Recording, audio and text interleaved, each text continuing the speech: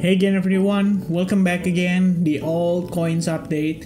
Guys, Altcoins Update kali ini saya mau review 3 altcoins, Avalanche, Cardano, dan juga Arbitrum.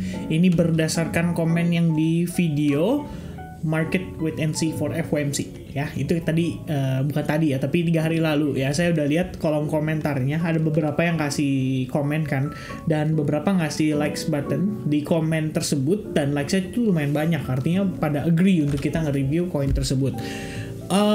Saya bakal coba untuk objektif, jadi saya bahas dari peluang investingnya, begitupun dengan tradingnya.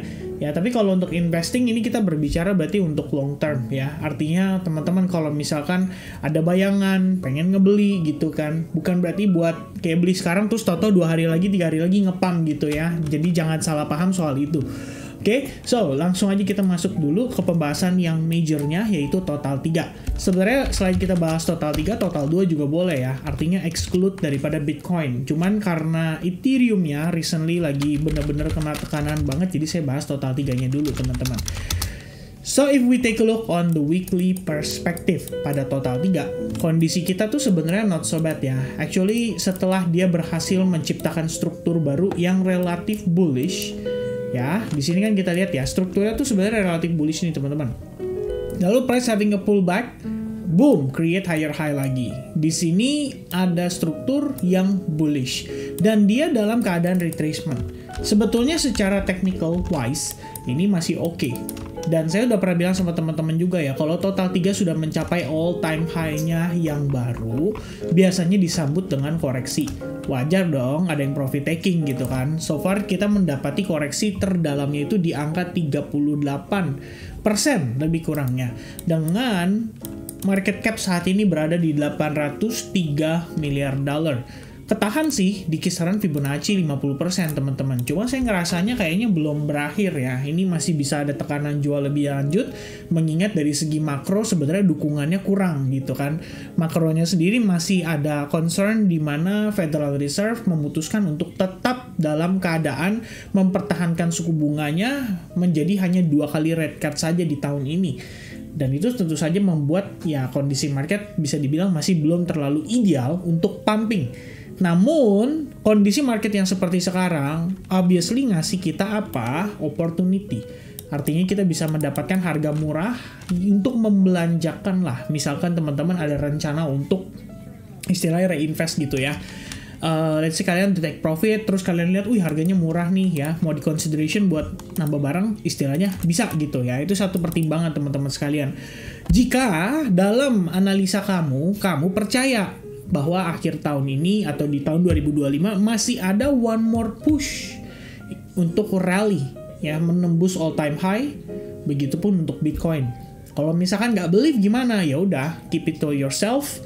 Berarti lebih baik jangan buru-buru melakukan investment gitu ya. Jangan langsung buru-buru beli juga. Pertimbangkan adanya possibility extra discount. Dan extra discount yang saya harapkan pada total 3 sendiri itu adalah di 660 miliar dolar. You can get that discount means good area. Kenapa? Karena di level tersebut terdapat yang namanya fair value gap. Ya, ini salah satunya pertimbangannya seperti itu teman-teman.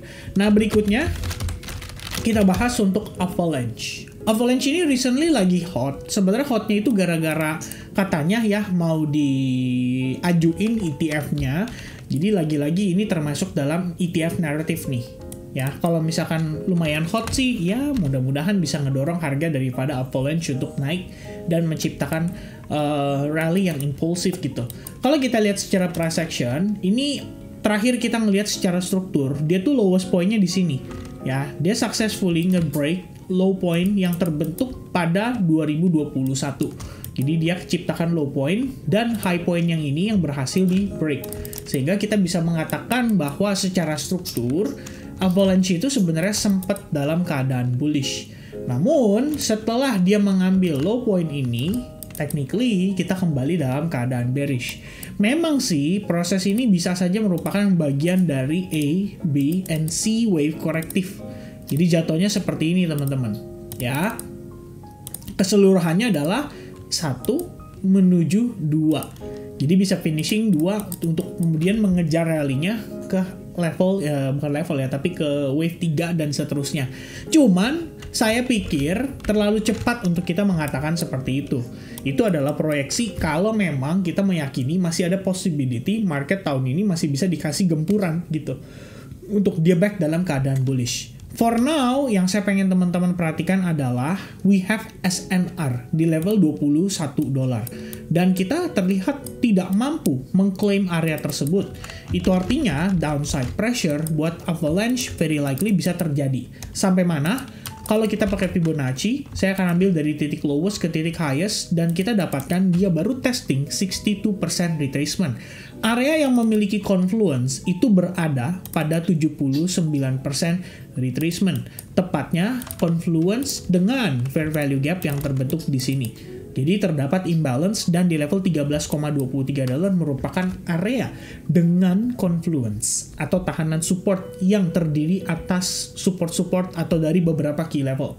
Oke, lalu teman-teman sekalian, kalau kita lihat prosesnya, mengingat total 3 juga tadi kita mengasumsikan bahwa ada possibility kita mendapati extra discount, ya artinya tidak heran juga gitu ya kalau misalnya nanti avalanche harus dikasih extra discount, ya let's say nih total 3 ya, dari sini dia ngasih extra discount sampai ke range ini, berarti ya possibility-nya untuk avalanche juga sama gitu, very likely dia bisa testing ke level tersebut.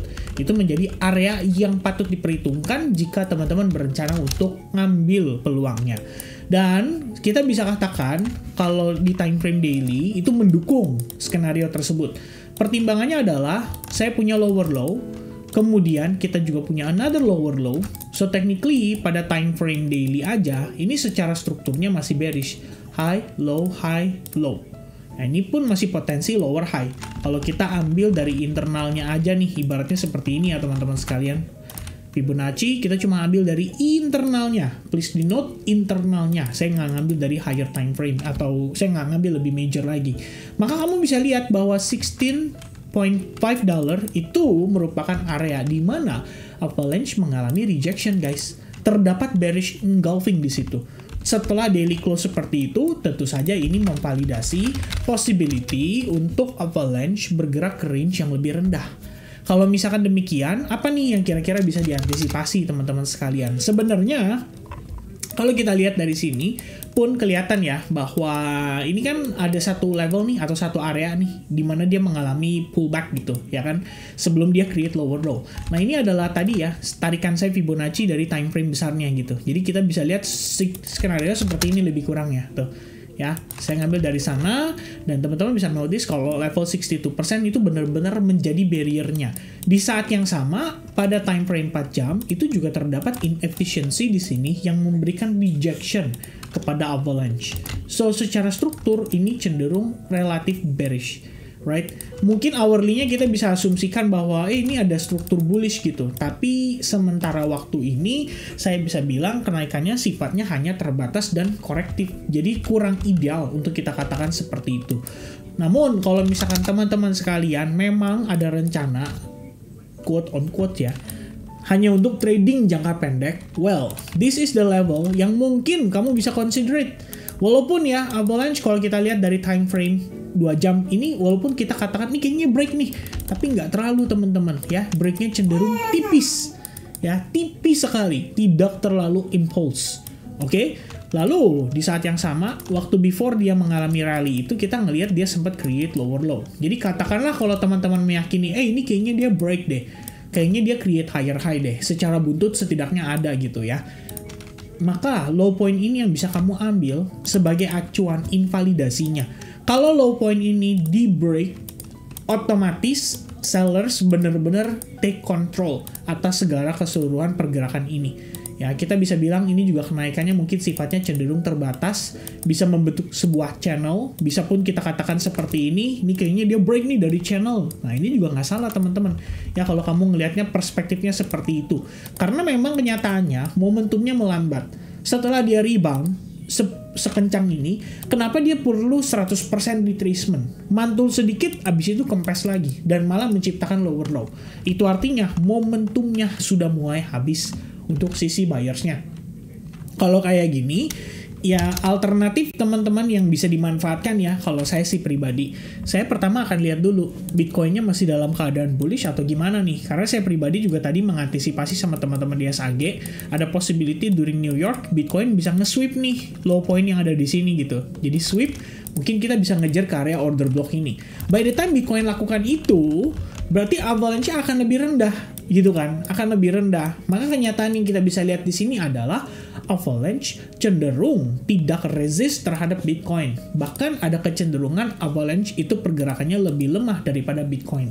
Jadi kalau kita lihat Bitcoin di sini technically masih menciptakan higher low, avalanche udah mulai diragukan gitu ya. Karena kita ngelihatnya dia tidak seperti higher low, melainkan sudah seperti equal low atau low point-nya sama gitu. Artinya saat Bitcoin-nya turunnya sedikit, avalanche turunnya banyak banget gitu. Maka ini menciptakan concern, dan concern itu adalah possibility untuk avalanche bergerak ke arah lebih rendah ya, atau ke direction yang lebih rendah. So for now guys, kalau kita tambahin lagi, ini ada low point juga ya. Kalau saya pikir sih ini bakal dimitigasi ya. By the time dia bakal ngecoba untuk nge-sweep area itu, ya probably bisa mantul, tapi mantulnya cuma untuk dia ngejar ke lower high. Ya, sementara kalau lihat dari hourly, daily, semuanya sejalan gitu. Dalam arti lebih besar probabilitasnya untuk dia kembali melakukan penurunan. So for now, kalau saya pribadi mungkin akan berpikir ya, sebelum saya mutusin ini kayaknya beli atau enggak gitu kan ya. Kalau untuk beli pun saya pikir idealnya minimal dia ambil balik level $21 lah. Jadi kita meyakini ada momentumnya nih untuk dia bisa rebound gitu. Tapi kalau teman-teman berencana beli dari harga murah, ya tadi saya bilang balik lagi ke perspektif time frame weekly, cari level confluence-nya. Ya ekspektasinya adalah di $13 lebih kurangnya. Oke, semoga cukup jelas. Nah berikutnya kita ngomongin Cardano. Cardano ini bisa dibilang tricky banget ya. Kita dapat momentum guys. Pada saat kemarin disebutin ya nama Cardano itu di dalam Crypto Strategic Reserve yang dipost sama Donald Trump. Itu yang bikin harga ngedorong naik impulsif. Habis itu harganya kayak kehabisan napas tuh. Balik turun, kempes, dan sekarang dia turun kembali di bawah level support resistance di kisaran area 0,755. Ya, di level ini memang terdapat resistance support yang cukup major. Mantap. Bersihnya lucu banget suaranya ya. Oke, so we have that consolidation, break to the downside, rebound to the upside ya, sangat impulsif, balik turun dan tidak respect. Respectnya malah di sini, perbatasan tuh, ya antara buyers and sellers itu kelihatan ketahan, sellers, buyers, gitu ya, hold, jeblok, naik, and hold. Nah, ini buyers, ini sellers, ketahan teman-teman. Sekarang dia konsolidasi. Tapi kalau kita mengacu pada struktur, yang saya perhatikan adalah ini jelas terdapat lower high and lower low. Di sini ada higher high dan artinya potensi higher low. Kalau saya mau gambling sedikit, ini sebenarnya Cardano ada kesempatan.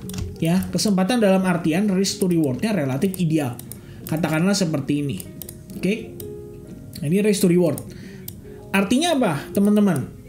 Kalau misalkan turun nggak sesuai ekspektasi, udah harus siapin tuh 11% untuk cut loss gitu ya. Misalnya contoh 100 juta, ya udah 11% berarti 11 juta gitu. Begitu dia losing, wah nih kayaknya nggak sesuai ekspektasi nih, udah cut loss gitu kan.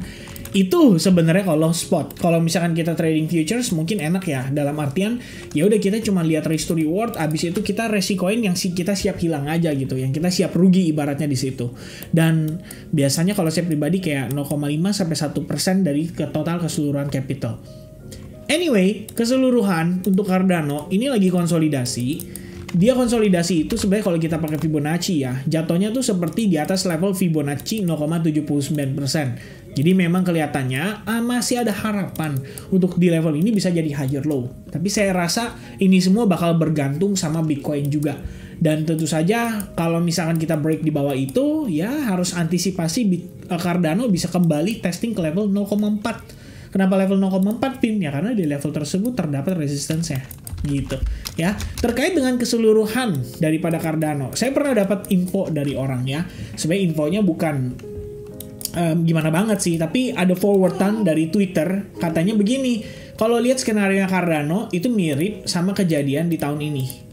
Ya, di momen ketika kita ngelihat high, kemudian low. Nah, ini ya adalah tahapan di mana saat ini sedang berlangsung bagi Cardano. Sebenarnya saya nggak bisa bilang kayak mirip banget gitu dan akan terjadi rally seperti ini gitu ya.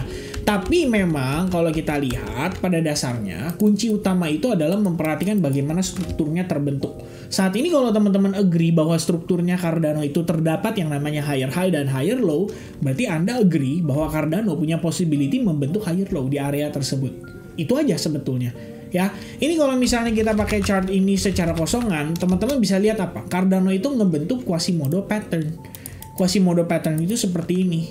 Jadi dia modelnya tuh seperti head and shoulders, cuma bedanya ininya lebih panjang gitu ya. Kalau kita lihat nih seperti ini. Nah, ini namanya Quasimodo pattern. Di mana left shoulders and right shoulders itu harus sejajar. Jadi kita bisa bilang ini adalah potential higher low-nya setelah ada low point yang terbentuk sebelumnya. Ya kira-kira begitu teman-teman sekalian. Tapi ya buat saya pribadi ya saya juga masih ada barang di Cardano ngehold cukup lama ya dari bawah teman-teman sekalian.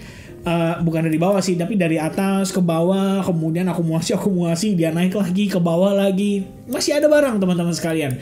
Jadi saya masih punya ekspektasi ya. Saya nggak tahu apakah akan terrealisasi, apakah akan dikasih gitu ya profit sampai di atas $1,2. But I do believe there is an opportunity buat kita ngelihat itu terjadi. Oke, tapi sementara waktu ini selama The Fed sendiri tidak mendukung juga, dari segi kebijakan makronya juga belum mendukung, ya saya rasa tahan-tahan dulu, sabar-sabar dulu ya untuk sementara waktu ini teman-teman sekalian. Anyway, kalau di hourly perspektif, teman-teman bisa lihat ya, ini pergerakannya mix, tapi kecenderungan konsolidasi. Jadi kalau buat saya ngelihat ini, intinya gak ada opportunity. Ya, tidak trending, tidak bisa dimanfaatkan buat swing ataupun scalping. Di sisi lain mungkin kamu bisa berargumen kayak, Vin ini kan coba lihat deh, ini kan higher high, higher low gitu kan. Tapi kalau misalkan saya patahkan lagi argumennya adalah ini lower high kamu, ini lower low kamu. Maka di sini secara tidak langsung kita itu hanya terkonsolidasi di range yang besar. Nah, daripada saya masuk di sini, lebih baik saya cari alternatif lain gitu. Mungkin beberapa aset yang bisa dibilang kayak dalam keadaan perform ya. Oke, we get something here, we get something here ya. Ini beberapa yang kita antisipasi sama teman-teman di SAG hari ini. And it performs ya, dalam tanda kutip buat kita trading scalping bisa gitu. Sementara kalau misalnya kayak Cardano gini, ya sebenarnya bisa aja di scalpingin gitu. Jadi kita ngelihatnya time frame 15 menit. Wah, strukturnya bearish nih. Oke, tapi kalau kamu lihat, ini pergerakannya lumayan tricky. Ada kondisi begini dan begini. Jadi kayak nge-sweep di atas, kemudian nge-sweep di bawah. Serba salah. Mendingan avoid trading di pair yang seperti ini. Kalau saya lihatnya ya kayak gitu ya teman-teman sekalian ya. Oke, so itu buat Cardano. Semoga cukup jelas. Nah, terakhir Arbitrum bukannya? Kayak terakhir saya ngomongin, sama Arbitrum ya. Berarti harusnya bukan Cardano, Avalanche, dan Arbitrum nih. Saya harus ganti yang lain nih. Kayaknya LTC kali ya. Coba ya, coba. Saya lihat dulu ya. Kita pilih satu nih dari yang banyak sekali komennya. Like saya di sini. Ada Ethena, kemudian ada Algo, Arbitrum, ALT, LTC, Pixel udah dibahas, Cardano. Ini kita bahas sekarang. Kemudian Avalanche, kemudian wait a minute. Jangan-jangan waktu lalu saya bahas Cardano lagi. Dan saya ngomongin Cardano lagi. Damn. Kalau bener sih ya udahlah ya, anggap aja ini adalah update terbaru daripada kondisi terkini di Cardano. Oh iya bener, saya ngomong Pixel, Cardano, Arbitrum. Wah mohon maaf teman-teman ya, saya kurang aware dengan pembahasan yang saya lakukan beberapa hari lalu. Ya udah kalau begitu, karena udah terlanjur juga nggak masalah ya. Nah saya tambahin satu lagi Celestia deh teman-teman sekalian ya. Celestia, let's have a discussion about Celestia. So, what is going on with Celestia? Celestia saat ini itu kondisinya sebenarnya sangat berada di area yang bisa dibilang cukup terpuruk. Ya saya sudah pernah, ya bisa dibilang saya juga ada investment ya pada Celestia teman-teman sekalian. Dan ini adalah risk yang harus diperhitungkan gitu loh. Jadi waktu lalu saya sampaikan bahwa ini tuh adalah risk yang mungkin kalau seandainya dia break gitu ya, bisa ngebawa Celestia ke range yang lebih rendah. Namun secara keseluruhan, ini kalau buat saya pribadi, I bought Celestia in a very good range gitu. So far, dia sudah mengalami drawdown dari top atau all time high-nya. Itu lebih dari 80%. Ya, 75% lah kalau kita lihat secara keseluruhan. So, it's a very very good discount buat saya. Dan saat ini Celestia itu sebenarnya belum nunjukin indikasi rebound yang cukup impulsif ya. Dia cuma konsolidasi doang. Apa yang kita bisa antisipasi di sini teman-teman pada pergerakan Celestia? Kesatu, momentum obviously masih dalam keadaan bearish gitu ya. Kita belum expect Celestia untuk rebound dalam waktu dekat gitu. Dan saat ini sama ya, secara price action ini mirip seperti Cardano tadi ya. We have a lower high, this is the lower low, dan udah harganya cuma konsolidasi di tengah-tengah gitu. Dia nggak create higher high, nggak create lower low. Maka sebenarnya kalau secara keseluruhan saya lihatnya Celestia, ini adalah range yang murah, lumayan murah, namun kita belum bisa mengatakan bahwa dari sini dia pasti akan launch, dia pasti akan break, dia pasti akan rebound, dia pasti akan impulsif rally. Oke, yang perlu di-note di sini teman-teman bahwa posisi kita terkonsolidasi, jadi belum ada clear direction-nya.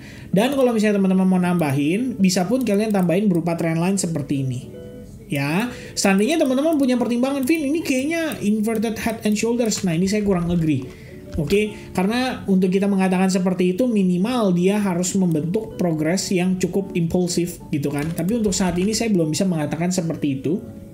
Tapi trendline-nya valid. Kalau teman-teman mau pakai trendline ini sebagai acuan bahwa the bear still in control selama dia di bawah trendline itu valid dan boleh dipakai teman-teman sekalian.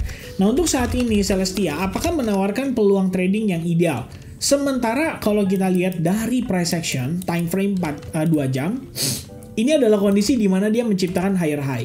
Low point ini kita bisa ambil dan dia menciptakan lower low dari sini. Lower low, kemudian di sini juga sama menciptakan another lower low, kemudian di sini juga sama menciptakan another lower low. Ya. Ini kalau kita lihat nih, this range gitu. Price going down, pull back ya kan. Habis itu ciptakan lower low. Nah, karena lower low terakhir di sini, high point-nya kita bisa pakai yang ini. Dan yang kita dapati adalah pada range tersebut si Celestia mengalami market structure shift. Price dari bawah naik ke atas cukup impulse. Kita punya high point yang baru dan belum terjadi break high point yang tersebut ya atau yang sebelumnya. Maka yang bisa kita katakan di sini adalah Celestia saat ini berada dalam fase koreksinya gitu ya. Dan untuk kita ngelihat dia bisa dimanfaatkan minimal untuk long position ya. Sebenarnya enaknya sih dia masuk ke dalam area discount dulu. Well, what do we have here?